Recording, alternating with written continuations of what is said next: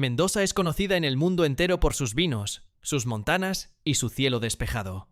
Pero hay otra Mendoza, una que no aparece en las guías de turismo, una de hoteles de lujo que nadie volvió a abrir, de pueblos que el propio Estado construyó y luego dejó morir, de capillas que llevan décadas en silencio, de trenes que un día dejaron de llegar y nunca más volvieron. Cada uno de estos lugares tuvo su momento de esplendor, tuvo gente, tuvo ruido, tuvo historia, y en algún punto todo eso se detuvo. Hoy vamos a entrar a esos lugares. Empecemos.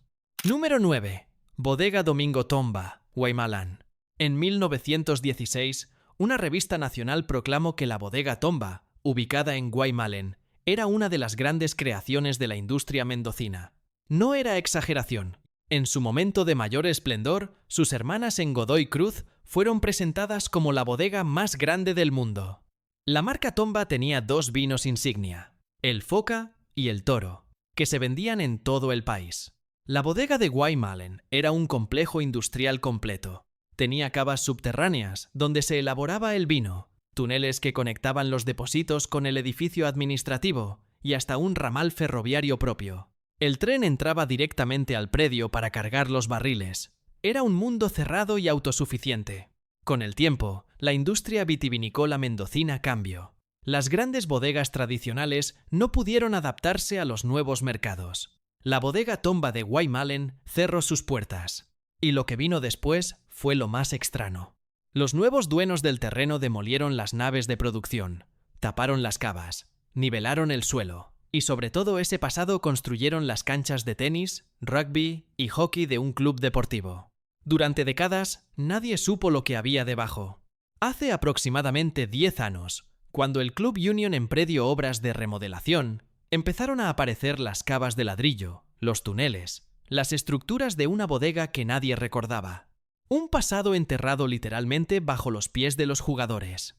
Hoy esas ruinas existen, parcialmente accesibles, como uno de los pocos testimonios de lo que fue la industria vitivinícola mendocina a principios del siglo XX. La montana no las destruyó, las destruyó el olvido. Número 8. Capilla Nuestra Señora del Monte Carmelo, Agrelo. A pocos metros de la Ruta Nacional 7, en el distrito de Agrelo, Luján de Cuyo, hay una capilla que lleva más de 4 décadas en silencio. Sus paredes son de adobe. Su techo es un entramado de canas, maderas y barro que el tiempo fue deshaciendo. Y en su interior, donde alguna vez hubo bancos de madera y santos de yeso, hoy hay murales.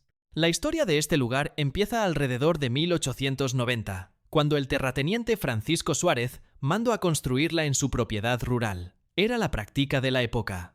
Los grandes propietarios levantaban capillas privadas que también servían como espacio de reunión para los vecinos y los trabajadores de la zona. En esta capilla se celebraron bautismos, casamientos, rezos. En 1939, la viuda de Suárez, Mercedes Molina, donó el templo al arzobispado de Mendoza para uso público. Y así siguió durante décadas, como capilla del distrito, hasta que en 1980 se inauguró una nueva iglesia más cercana al centro de Agrelo. Ese fue el final. El viejo templo quedó relegado, sin misa, sin feligreses, sin mantenimiento. En 2014 fue declarada Patrimonio Histórico y Cultural de la provincia. La declaración no cambió nada. Las paredes siguieron agrietándose. El vandalismo hizo lo suyo. Hoy solo una pesada cruz de piedra en la fachada recuerda que alguna vez fue un templo. Pero la historia de esta capilla tiene un giro que nadie esperaba. En 2014, un artista mendocino conocido como TK la encontró y convocó a otros. Juntos comenzaron a pintar sus paredes interiores con murales de Diego Armando Maradona. Hoy, la capilla Nuestra Señora del Monte Carmelo figura en Google Maps bajo otro nombre: la Iglesia Maradoniana del 10º Día, el primer santuario maradoniano del país. Del olvido sacro a la devoción popular. Eso es Mendoza. Número 7. Pueblo obrero de Agua del Toro, San Rafael. En 1966, el gobierno argentino ordenó el inicio de una obra monumental, la represa Agua del Toro sobre el río Diamante, en el departamento de San Rafael. Para construirla, había que traer miles de trabajadores a un lugar remoto, a más de 100 kilómetros de la ciudad. Así que se tomó una decisión simple: se construyó un pueblo. No era un campamento, era una mini ciudad planificada. Tenía 35 casas para los obreros y sus familias. Tenía calles, plazas y galpones. Todo lo necesario para que la gente pudiera vivir mientras durase la obra. Y la obra duró. La represa Agua del Toro se terminó en 1974. Con 118.5 metros de altura, es hasta hoy la presa más alta de Argentina. Un logro de ingeniería real. Un monumento al trabajo humano en una geografía extrema.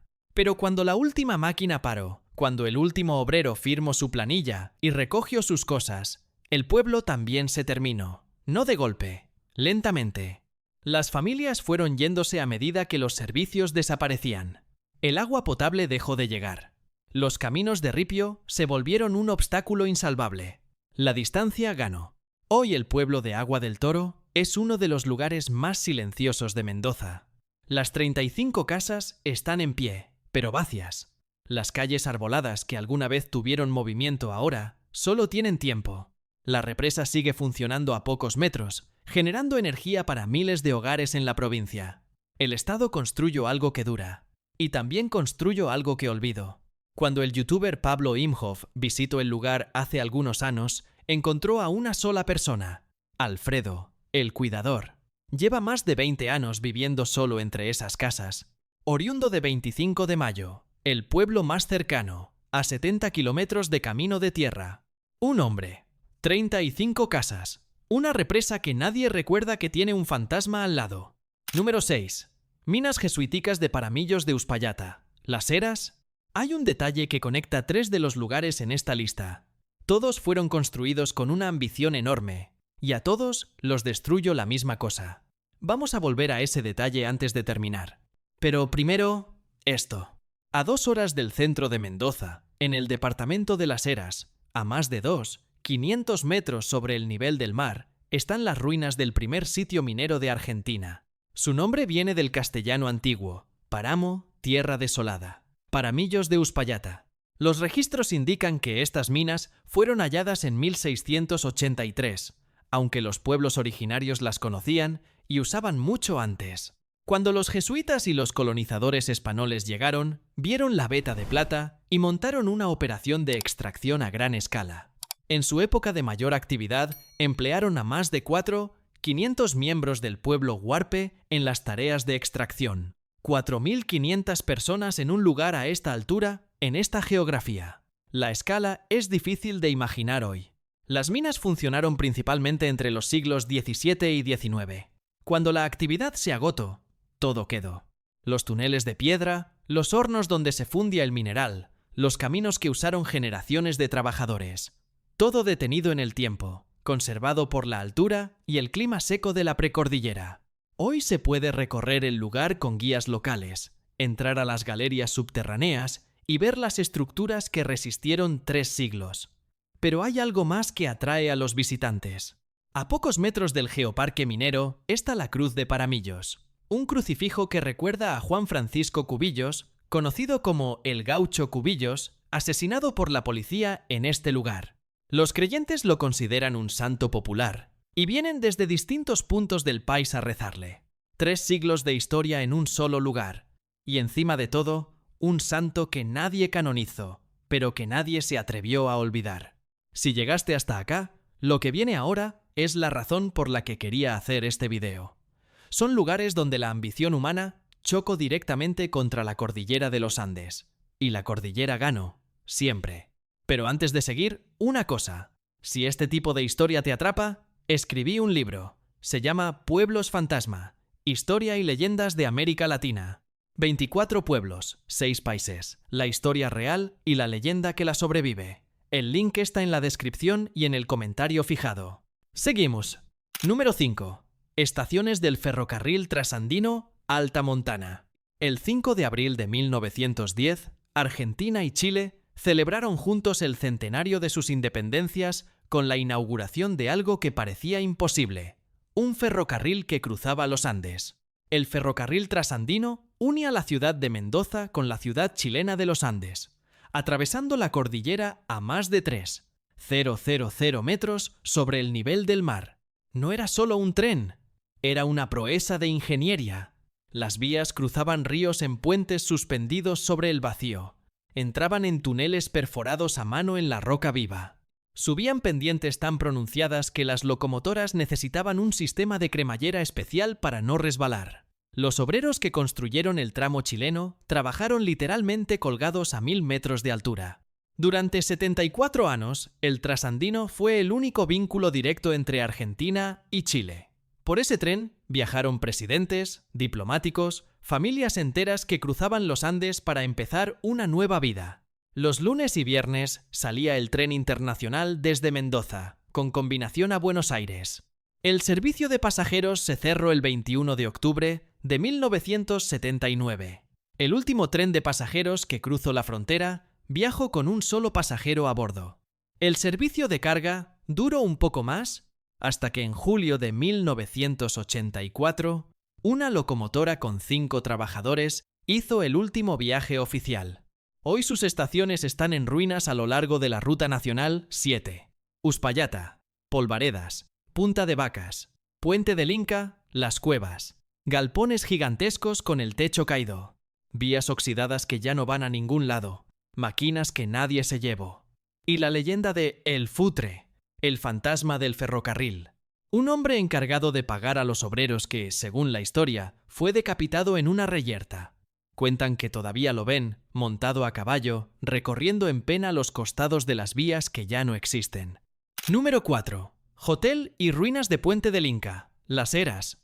A 183 kilómetros al noroeste de Mendoza, donde el río Las Cuevas corre entre paredes de roca y el viento baja de los picos nevados, existe una formación geológica que la ciencia tardó décadas en explicar y que la leyenda inca entendió antes que nadie. El Puente del Inca, un arco de piedra natural de 47 metros de largo y 27 de alto, tenido de naranja y dorado por los minerales que sus aguas termales depositan sobre la roca durante miles de años. Y justo debajo de ese arco, cubiertas por capas de mineral que las fueron petrificando lentamente, están las ruinas de lo que fue uno de los hoteles termales más exclusivos de Sudamérica. En 1925, la Compañía de Hoteles Sudamericanos construyó el Hotel Puente del Inca. Cada habitación tenía su propio vano termal. Las aguas venían directamente desde 5 manantiales, con temperaturas de entre 33 y 38 grados. Los huéspedes llegaban desde Buenos Aires en el tren Trasandino, sin bajarse en la estación central de Mendoza, directamente hasta las puertas del hotel. Se quedaban semanas, a veces un mes entero. Presidentes argentinos fueron huéspedes. Médicos europeos enviaban a sus pacientes incurables a probar las aguas. Un neurocirujano con psoriasis en las manos, incapaz de ejercer su profesión, llegó en septiembre con guantes de lana. 15 días después, sus manos estaban bien. El 15 de agosto de 1965, una luz de agua, nieve y barro bajo desde la montana sin aviso. Lo que tardó décadas en construirse desapareció en minutos. El edificio principal quedó reducido a una pila de escombros. Solo los vanos termales sobrevivieron, cubiertos por minerales que los fueron convirtiendo en algo diferente, en algo casi hermoso.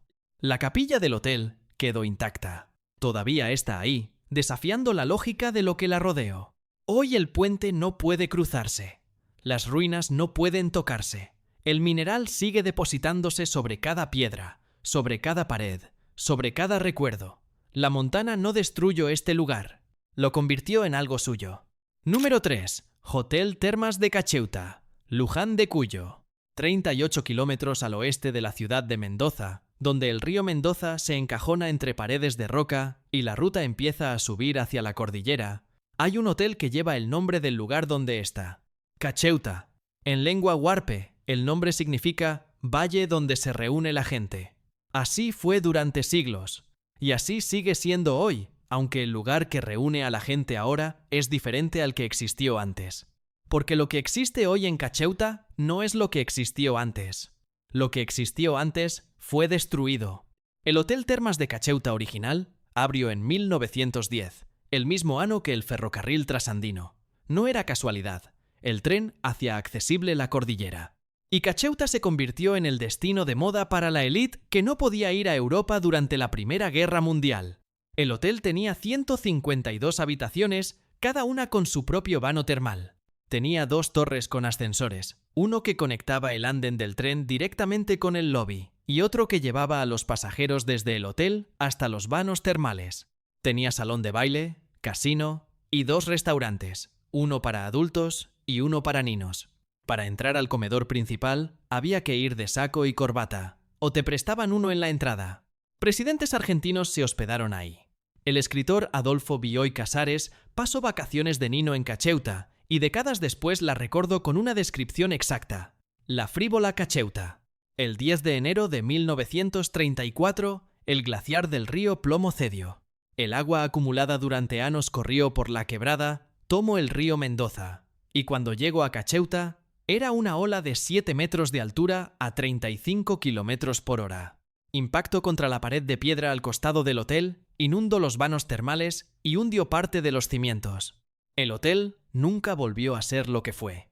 Lo que el aluvión no destruyó, lo fueron destruyendo los años y las malas administraciones.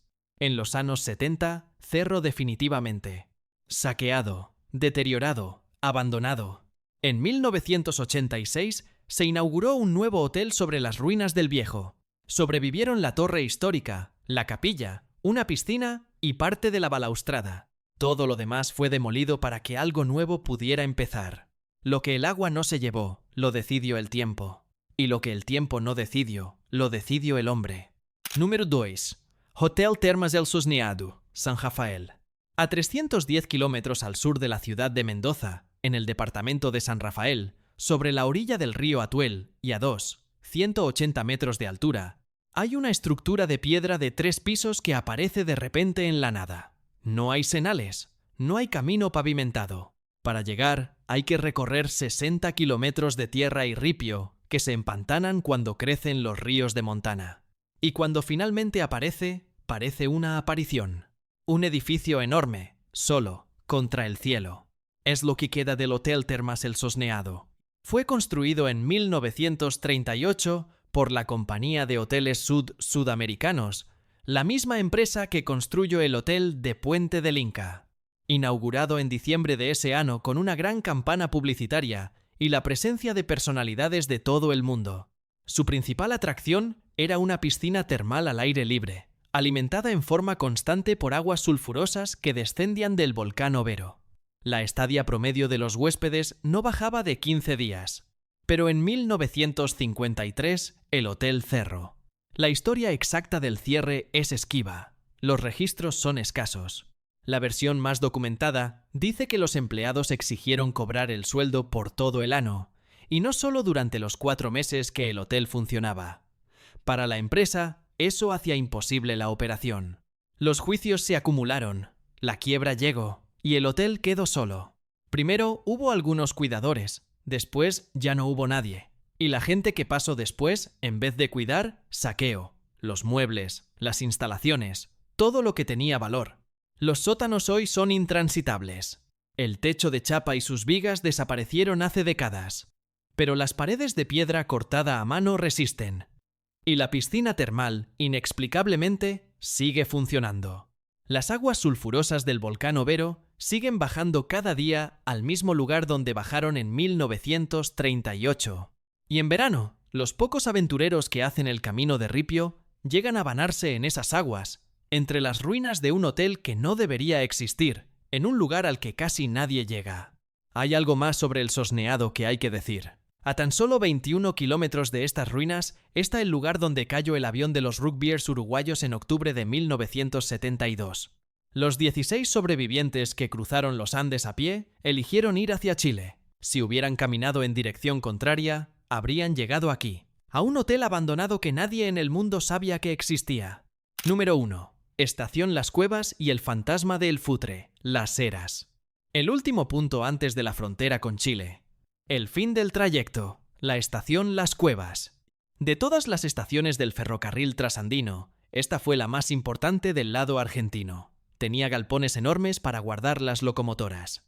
Tenía una plataforma giratoria para rotar los vagones y cambiarlos de dirección. Tenía talleres. Tenía casa de locomotora.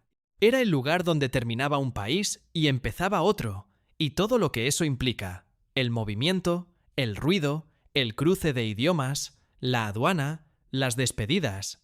Hoy es un museo de sitio. Nadie lo administra de manera formal. Las estructuras están ahí, intactas en su abandono, con los restos de enganches, mangueras, palancas y senales que todavía cuelgan de las paredes. Galpones gigantescos con el frío que baja desde los picos nevados. Un silencio que no parece natural para un lugar que fue tan ruidoso. Y entonces está el futre. El futre era el hombre encargado de pagar a los trabajadores del ferrocarril. Los sueldos, las deudas, los salarios de los que construían y mantenían las vías en una de las geografías más hostiles del continente. La historia dice que fue decapitado en una reyerta, aunque nadie sabe con precisión el motivo ni el momento exacto. Pero lo que sí dicen los que trabajan y viven en la zona es que el futre no se fue. Cuentan que en las noches, especialmente cuando el viento baja de la cordillera, lo ven montado en su caballo, recorriendo los costados de las vías que ya no existen, transitando en pena los mismos caminos que recorrió en vida, buscando algo que nunca encontró. La estación Las Cuevas es el único lugar en esta lista donde el abandono no lo causó un aluvión, ni una quiebra, ni el Estado. Lo causó el tiempo. 74 años de historia terminaron porque el tren ya no era rentable. Y cuando el tren no volvió nadie más. Excepto, según dicen, el futre, que sigue ahí, esperando que alguien lo pague. Si este video te llegó, suscríbete al canal. Hay mucho más de esto. Lugares que el tiempo dejó atrás, pero que nosotros no vamos a olvidar. En el próximo video vamos a salir de Mendoza y entrar a otra provincia argentina con una historia igual de densa y lugares igual de olvidados. No te lo pierdas.